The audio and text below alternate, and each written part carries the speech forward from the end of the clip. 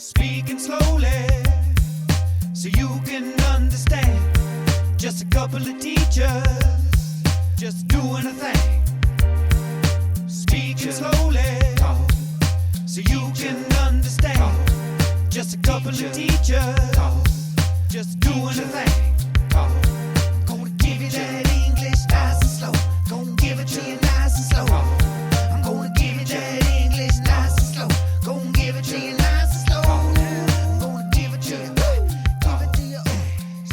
Hello, friends. Thank you very much for tuning in. Thank you for listening to Teacher Talk.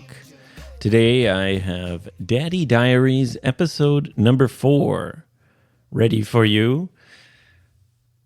I felt kind of nostalgic and kind of happy when I was preparing this. It was recorded back when Ben's wife was just finishing maternity leave for their second child, which got extended. So I think she planned on taking only 6 months maternity leave, but because of the pandemic, I guess it got extended for 2 months. Anyway, this episode was done when she had just gone back to work. So they were in their old apartment still. And it was kind of nostalgic, kind of happy for me to listen to some of this, because at one point, Ben talks about how he really wants to be able to live in a house that has a yard. And now he does. So it was just kind of nice to hear that, and then now see him living happily in his house with his family. Anyway, we talk about parenting styles, and it seems like Ben and his wife have a good system together. And also, it was interesting for me because I'm just about to have a baby, and my wife's just about to go on maternity leave. So hearing this episode, it was kind of helpful for me too. Anyway, as I mentioned, it was recorded a long time ago, so I'm going to have to fire up the old time machine. It's a nice little phrasal verb, fire up, always used for machines. Fire up the machine. So here we go. It's just getting warmed up, and we're going to take you back about 2.5 years. Oh, gosh, I forgot how hot it gets. All right, here we go. Ooh. Ow, God, my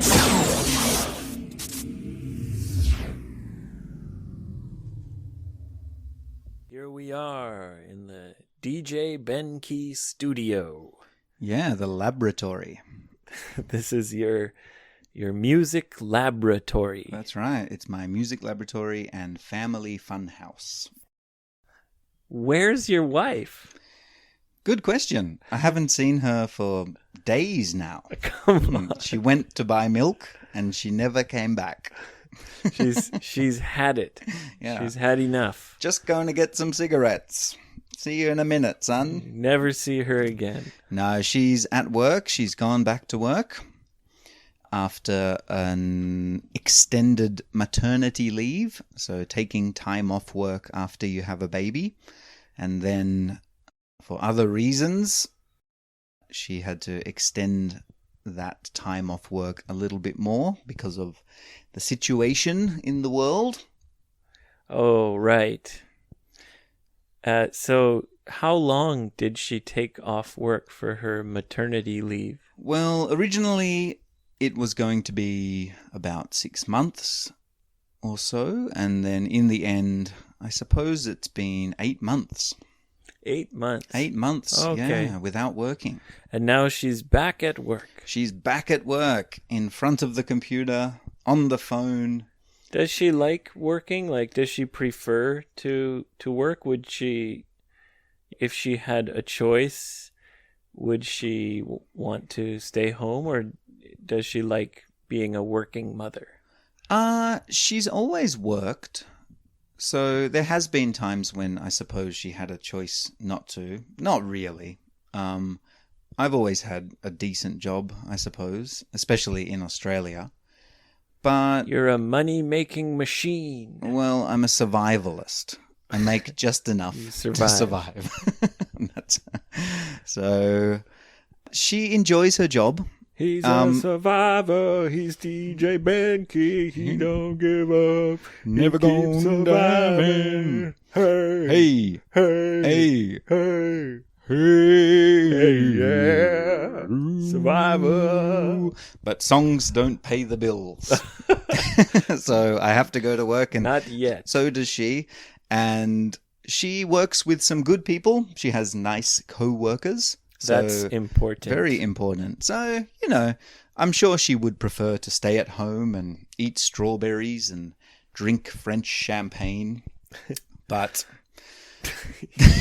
the reality of life compels us to work. It seems that you and her have a really good kind of teamwork We when try. it comes to raising your kids and working. We try. I think I know her very well. We've been together for a long time. So before we had children, I could imagine what kind of mother she was going to be.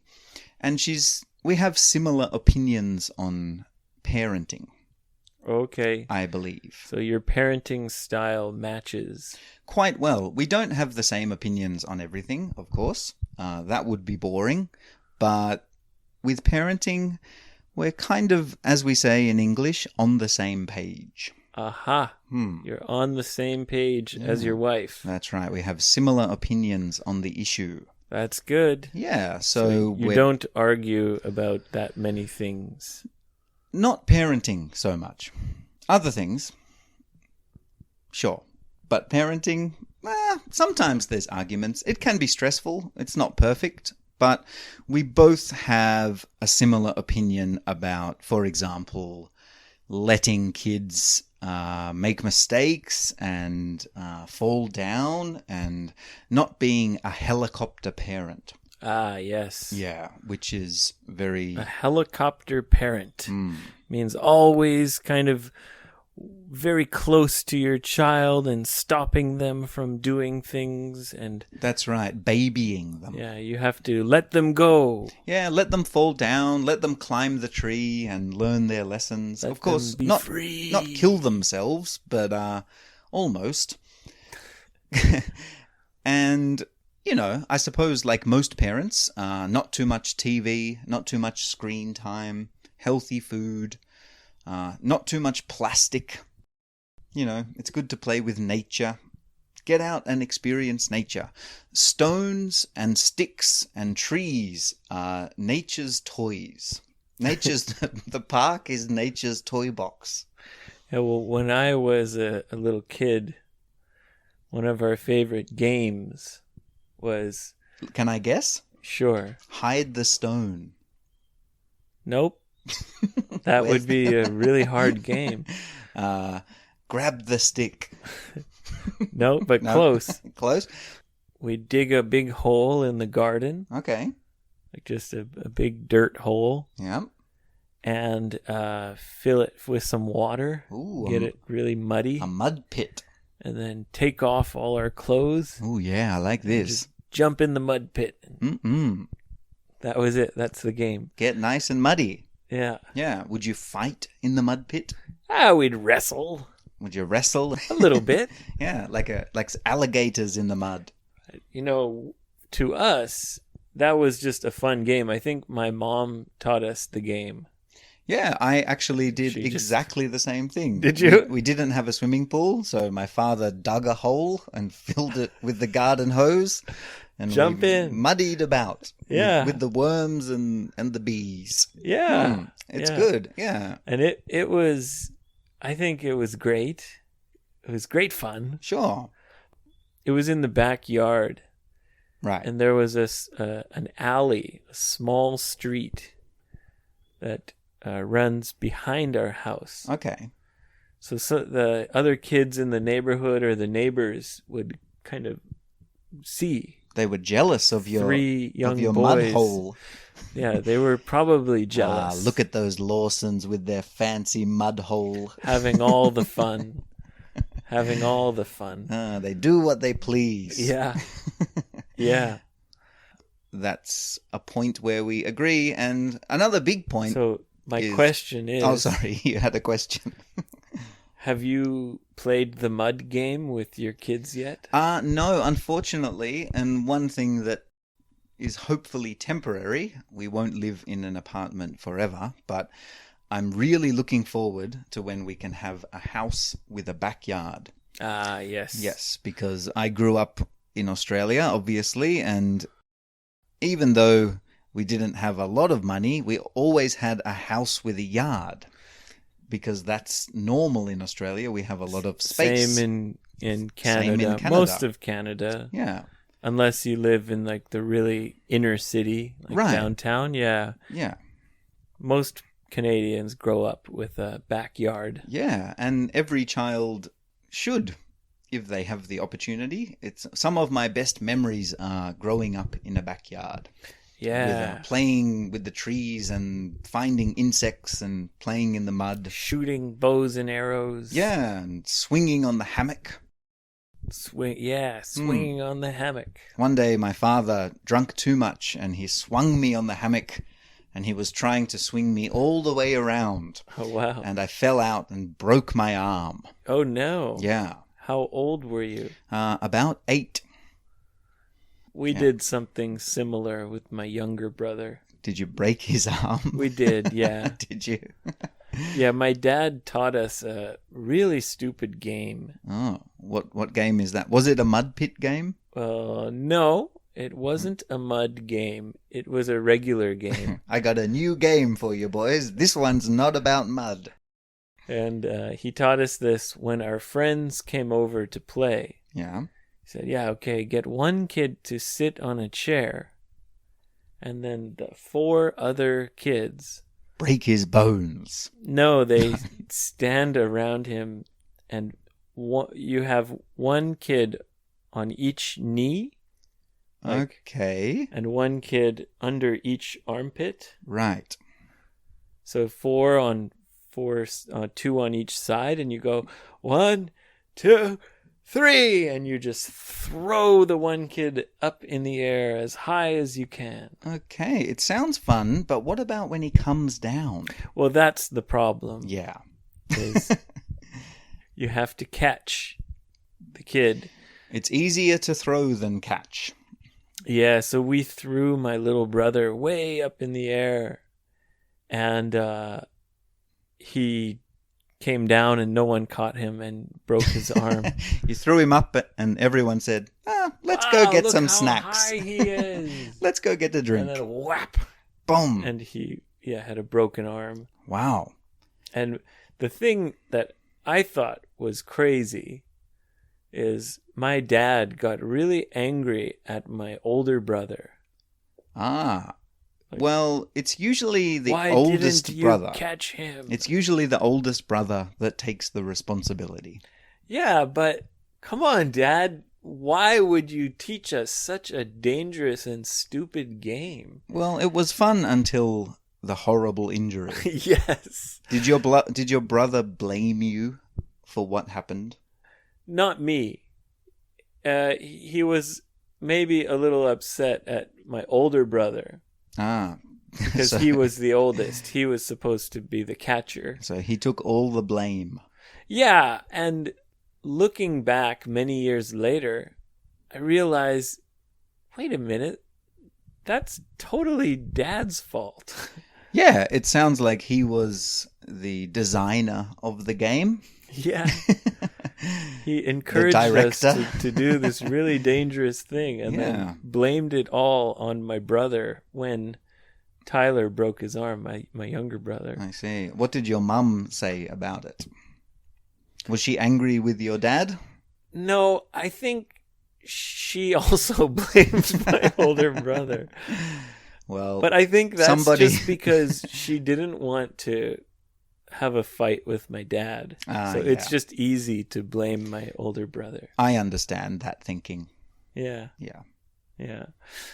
Anyway, I was saying that you and your wife seem to have really good teamwork.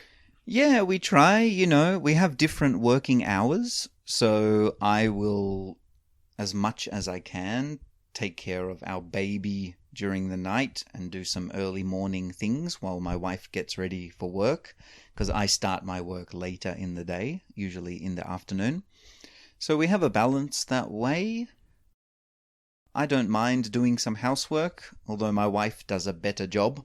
Yeah, I me tried too. to wash the clothes and she wasn't happy with the results.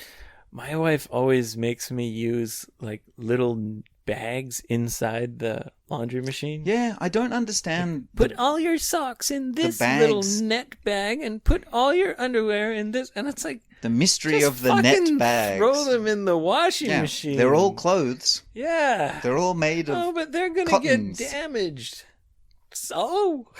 Yeah, Like there's like 20 different small laundry bags inside the washing machine. Look, men don't understand the details sometimes, and maybe there's a good reason, but I don't think so. I think the net bags in the washing machine was some genius idea of some businessman or woman. You need these net bags, see? You buy have to them. separate your socks or you'll ruin your shirts. And not only one or two, you need to buy 20. The whole set. Yeah. And now he's on a beautiful island somewhere Maybe drinking. they're useful for like women's underwear, like bras and stuff that have various materials. Yeah, well, my wife said we have to separate our underwear because if our underwear touches in the washing machine, she might get pregnant. No, she didn't. No, she didn't. So stupid. That's my idea. I'm not a scientist. I'm not a doctor. No, you're That's definitely important not. to say. No. No. So, just before we finish, is there something that you and your wife disagree on when it comes to raising your kids? There is one good example I can give you. My idea when, for example, my son does something bad. Let's say he hits the dog. Okay, so Rui Right. hits the dog. Yeah, and I like to... What's your wife's reaction? Well, If you're not home, what's her reaction? I think we both have the same initial reaction. So first reaction, which is to tell him it's bad, to make him try to think about how the dog feels. If someone hit you, how would you feel? So it's important to explain why it's bad, not just say it's bad. Don't do that. You Yeah, have to explain Don't do it. Go the to your reason. room. Yeah, you have to make him understand that, the dog got hurt. He's unhappy. You don't like to be unhappy. So, this kind of conversation. Teach him empathy. Teach him empathy. Exactly. But sometimes that doesn't work because of his young mind. And sometimes that doesn't work with adults either, I suppose. Well, some people are naturally more empathetic than others. Yeah, and I think a lot of that begins in childhood. It's an old debate, nature versus nurture. What personality and qualities are we born with, and what do we learn Right. from our parents? So what is natural, like genetic, and what is learned from your environment? It's difficult to say, but I believe that it's really important to do as much as you can to teach them ideas like empathy and caring for other people and animals, especially.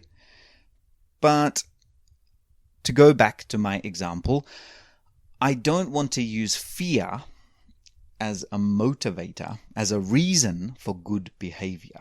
You want your son to want to be good, Yes, for the right reason. right? Not just be afraid to be bad. That's right. You want him to want to be good. Exactly. Yeah. Interesting. There are That's some smart. times when, for example, running on the road, why shouldn't I?